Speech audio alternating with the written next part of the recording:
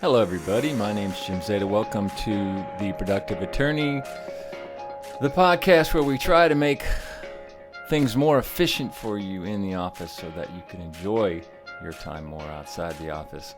Today, we're going to talk about something near and dear to my heart, and that's nutrition. Nutrition as it applies to lawyers, but generally as it applies to everybody. I believe that lawyers are some of the people who are the worst at nutrition, and I think that comes to us partly through our law firm experience. Our law school experience, where we come into law school coming a lot of people just out of college, where when you're 18 to 21, you can eat whatever you want. My son used to always say, Dad, I'll burn what I ate walking from the refrigerator to come talk to you. And he was right, where if I would eat it, it would just stick on me for days. And so you're in college, you have a high metabolism, you can eat whatever you want, you're moving around, your body's fresh, and nutrition's a secondary thought. You can eat whatever you want. Then when you get into law school, that first year of law school is so rough. Fear of public speaking is one of the biggest fears in the world.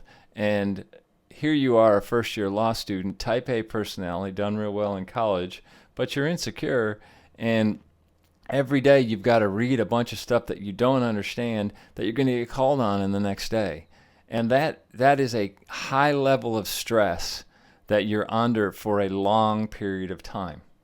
And so when you have a high level of stress for a long period of time, you tend to sacrifice certain things. And one of the things that you sacrifice is your nutrition. And so then as a law student, you go through this, you develop these poor nutritional habits, but if you've done it the traditional course and it's in your low 20s, you're still getting by because you can burn so much, your metabolism's so high. But then as you get older as an attorney and as you work through your practice, if you've developed those poor eating habits and those poor eating habits follow you through your practice, all of a sudden you start running into problems. You start gaining weight. You start having issues related to your eating. And so I would tell you that nutrition has been an issue that I've worked on very hard to master, but I don't think I will ever master it. It is something that the food industry has developed advertising and foods that are so good and get you just right that you want to eat that. You want to eat or drink the things that are out there. They're socially acceptable to do because they've been advertised correctly. They taste good, so that's kind of fun, but they're not good for you. And so when you have all those, and you're stressful because you're going through law practice, when you have all that, your nutrition begins to suffer. For me, what I struggle with is late night eating. That is my weakness. But I will let me tell you, I always start with a war story, and I will or some current event. I see a nutritionist. I've been seeing her for over 5 years, see her once a quarter, and she and I talk about sports nutrition because I do like to work out, and we talk about just nutrition in general and things to do and tips to have. And what's really good about checking in with her is I might have a harebrained idea of some nutrition shortcut that I think will work. I'll give you an example. There was a client of mine she was a bodybuilder, and she went before a competition. She went into a competition, and she ate nothing but chicken and broccoli for the month before the competition. She showed me pictures of the competition, and she was cut. And I'm somebody who, everybody would like to be cut. Everybody would like to look really good. And I assume that's everybody. Some people may not, but that's what I, like, yeah, that'd be fun if I could do that. Maybe if I just had chicken and broccoli for a month. And she said, no, that's an awful idea. You will be miserable. You will make everybody miserable around you. It is bad for your body. It's bad for you.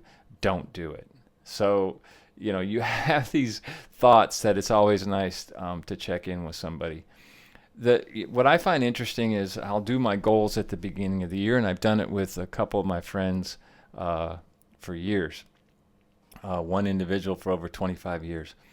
And if you do your goals, you'll find that the very first thing you put at the top is your health. It is not, I want to have, this success in my law practice or this success in a relationship. No, it is about your health. And typically it has to do with weight. I would like to be at this weight, or I would like to lose 10 pounds, or I would like to have, a lower percentage of body fat. That's your first one. And the reason why that is because you can escape your practice. You can go on vacation, escape your practice. You can escape your relationship. You can go for a walk. You can, decide you don't want that relationship anymore. You can escape just about anything except your body. When you wake up in the morning, you see your body. When you go to bed, you got your body. And so always on your mind is, how do I look and how do I feel, and am I eating correctly? So one of the things that I struggled with for a long time was I would eat some foods and they wouldn't agree with me. And I couldn't figure out what it was. And I eventually figured out that I have some issues with gluten. As a comedian said, I don't know what gluten is. I just should know it tastes good. Because if you go on a gluten-free diet, there's not a lot of things out there that taste really good. But I tried it, and it made a huge difference. So that's one tip I would have, is if you are out there having issues with a certain type of food causing sort of reactions within your body, whether it's gastrointestinal reactions, skin reactions, reactions in terms of headaches, or any kind of reaction, and you can tie it to a certain food, try and test it out and see if you can avoid that food. As you get older, you'll avoid more and more foods as you test things out, and you'll have more limited things that you can eat, but you'll develop a pattern of what you can eat and how you can do it. So the question is, how is it that how do you make nutrition work for you? One of the things that I have learned is that it's depending on what your goals are with your nutrition. So I'm somebody who works out a lot. I enjoy working out. It's my community. It's my stress relief. It helps me look fit and better, so it gives me better self-esteem. And it's also, I play soccer, and that is something I've done my whole life that I have a passion for. And so I have to gear my nutrition around working out. And what I learned was it wasn't actually the food that I was taking in and taking out. It was the hydration. It was the amount that I drank. And the normal person, I'm 175 to 180 pounds. When the amount that and 5'11", if I used to say when I was dating, if you're a girl, I'm 6 foot, but I'm really 5'11". And when I would go out and I'd go through the day, what I would find out was I would have issues at the end of the day with respect to being tired, or muscles were tightening. And what I found out was I wasn't drinking enough fluids. Now, I'm unusual in that I only drink water. And I will drink a soda maybe 5 times a year. I will sometimes put Noon, Noon, I think it is, a tablet in the water on hot days, or if I'm doing hot yoga, I will do that to help replenish the minerals and the vitamins that I lose. But I don't really drink anything else. I think that the easiest way to reduce calories is to get rid of the things that you drink. Now, people love their wine, people love their alcohol, and people love their coffee. And so I can't say, go cold turkey on that stuff. But if you want to make results, Monitor what you're drinking when it comes to that. The other thing is make sure you're drinking enough water, make sure you're drinking enough fluids. For me, 175, 180 pounds, I need to drink 95 ounces. That's not taking into account when I work out. When I work out, for every pound of fluid that I lose, I have to drink at least 16 ounces of water. And so, example, yesterday I did a double hot yoga workout and lost 3.5 pounds of water weight during those workouts. I have to add on to my 95 ounces.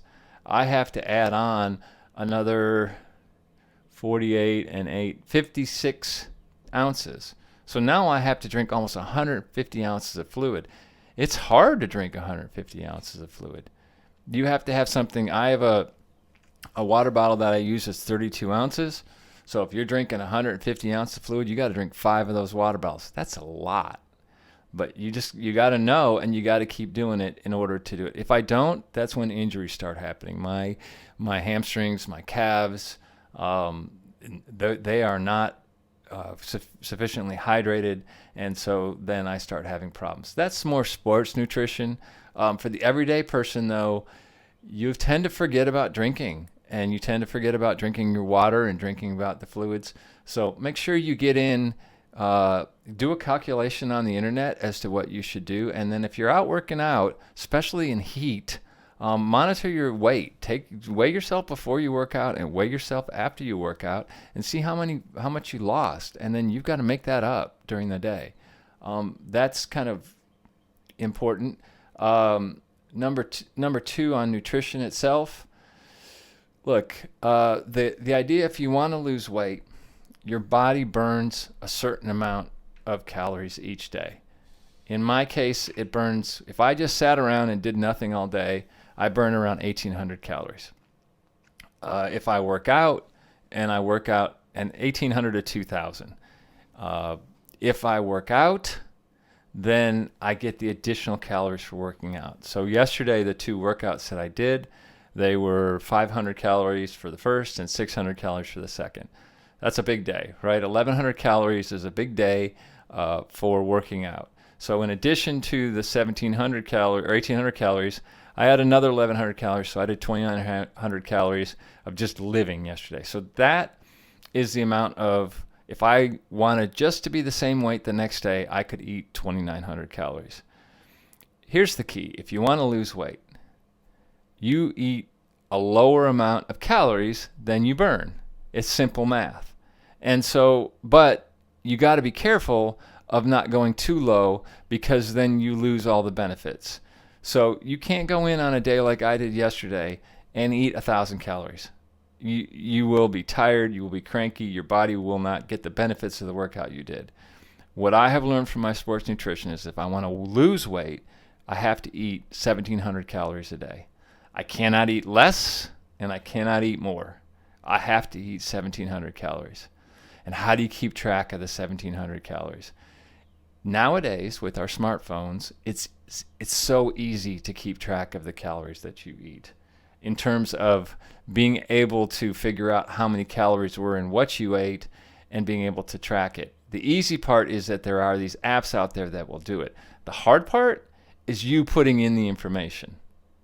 I will tell you that I'm somebody who's very disciplined. I'm somebody who's type A. I'm somebody who believes in procedures and numbers.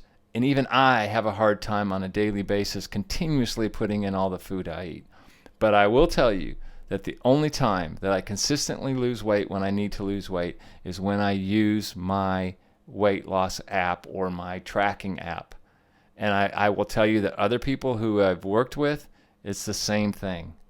And there are several out there, and I'll tell you about the ones that are the most popular right now. But if you have the discipline and truly want to lose some weight, find out exactly what calories you should eat each day and eat that amount. Don't eat less and don't eat more. Most people, it'll be between 1,500 and 2,000. And if you can find a nutritionist, just have one appointment and consult with them and find out exactly what that number will be.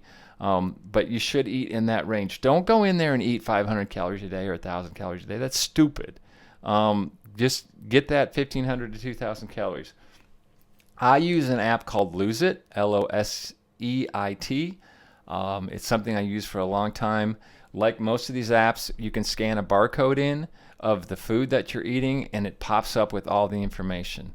If you can also manually enter food in if it's not there, but most all foods are in it. The other ones that are popular, there's one called MyFitnessPal, M-Y, the word fitness and the word pal, P-A-L. Fitbit has a really good app. There's one called Noom, N-O-O-M, that is very popular. There's one called MyNet Diary, MYNETDIARY. And then you have one called Lifesum, Lifesum. And then Weight Watchers, which now goes by WW, has app. Any one of those apps that you use would be tremendous in tracking your nutrition and will be tremendous in telling you. Now, if you get into it and you start really getting into the nitty-gritty of it, now you got your 1,700 calories, in my case 1,700, and now you want to really fine-tune it. Well, then you've got your macronutrients, and that is protein, carbs, and fat. You want to have a 40-30-30 ratio. 40% protein, 30% carbs, 30% fat. In my case, that's 120 grams of protein a day. Now, I will tell you that if you don't eat very healthy, you will have a very difficult time putting in 120 grams of protein into 1,700 calories. So if you go down to the macronutrient level and you go and get 120 grams of protein, you've got to eat good. You have to eat turkey, you have to eat chicken, you have to eat healthy fat. Those are things that you have to go in to get that protein in order to get the fats you need to be healthy, like avocado, other types of things. And then the carbs just come naturally. Carbs are everywhere and they taste really good. Carbohydrates are what are like, if you're starting a fire, I always think of it like you're starting a fire and you need the newspaper as the kindling. The carbohydrates are the kindling, are the newspaper or the small twigs. Your fat, believe it or not, it is what comes in as to burn that fire long term. Protein is the big logs, and then the fat is if you want to burn that fire for a long time. The fat comes in last and burns it. So when you're working out, you burn through those carbs, you get into your protein, and then you tap into that fat. And on that, go a little deeper. If you really want to burn the fat on the exercise, you can do heart rate monitoring when you're running or you're walking, and there's a optimal level that your heart rate is at that it burns fat, and it is surprisingly low. For me, it is almost less than conversational jog. That is, I can talk with the person next to me easily, and sometimes when I'm doing that conversational jog, I will look down at my heart rate monitor and I'll be too high and I have to slow down. So sometimes it's a really slow jog in order to get your heart rate up to that optimal, or in that optimal fat burning range. You can go out and blast out a 2-mile run and you won't touch your fat. It'll be all carbs and protein. And it's just that fat doesn't click in. But if you go out on a really slow 3 or 4 mile run, you can sometimes, at least in my case, I can physically tell. I get a little cramping through the body, a little like, I don't know if I can get through this, and then boom, it'll change, and I can feel the switch in my body turn over and start burning fat. So that's kind of higher level tips on it, but just day to day. What you want to do with respect to your nutrition is go out there.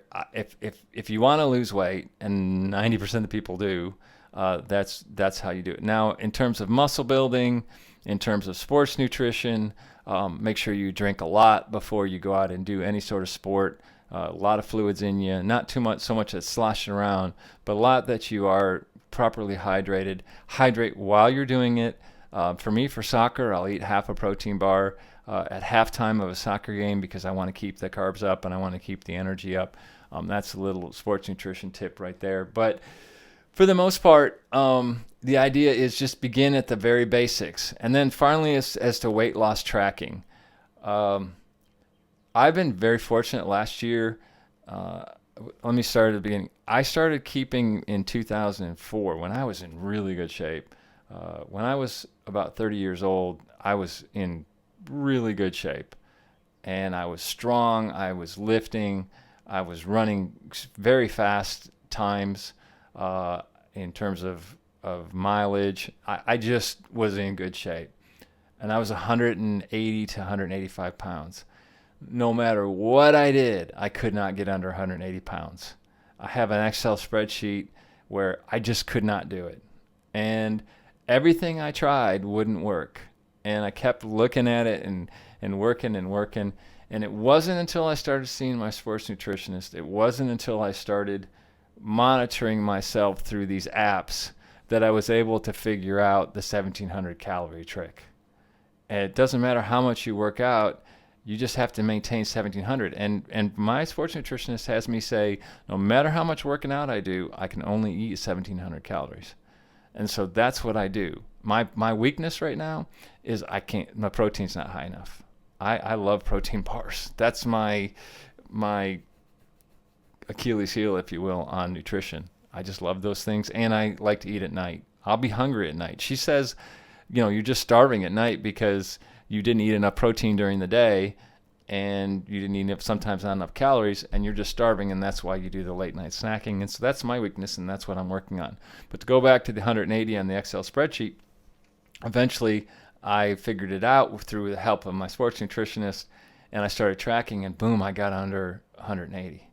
And I remember getting on the scale and seeing that 179, 178. I couldn't believe it. I was so excited. I was training. I started doing, in my 40s, I was doing triathlons. I was monitoring my late 40s, I was monitoring my weight and all that. And I actually at one time got under 170. I got to 169. My body fat was around 14 or 15%. And I was just on all cylinders. Everything was going great. Obviously, as you get older, it gets a little more difficult. Your metabolism slows down. And my situation was injury. The CrossFit that I was doing was great, but it tore up my shoulder. I'll talk about it more in my exercise part. But eventually, I got into the yoga, still playing soccer, still walking, occasionally running, doing the things that I'm passionate about. And my nutritionist was proud of me this year. This whole year, my weight never got below 170 and never got above 179. So I spent a whole year in the 170s and in a COVID year. So that's a testament to the app, is a testament to just how these things work. And if I really wanted to get down into the 160s, and I may try this year, that's kind of one of my goals this year, to get down there once again, is to religiously input stuff in the app.